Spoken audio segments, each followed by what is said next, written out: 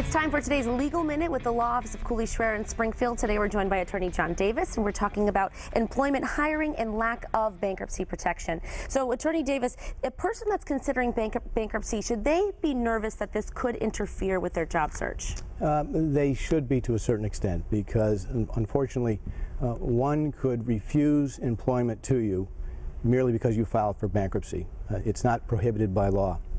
Are there any limitations to that rule? Well, that applies to private employers. However, with respect to governmental employers like the federal government, the state, or a municipality, believe it or not, they cannot refuse to hire you solely because you filed for bankruptcy. There's a special exception in the bankruptcy code for that.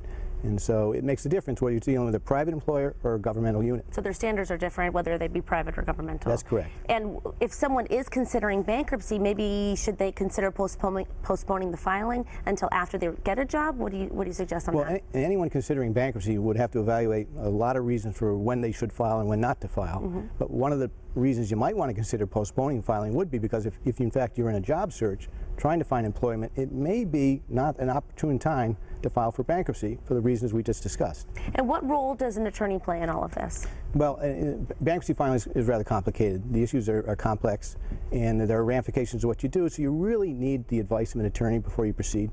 Yes, absolutely. Well, it's great information. Thanks for being here, Thank you. Attorney Davis. And for more information, you can visit CooleyShrair.com. You can also give them a call at 413-781-0750.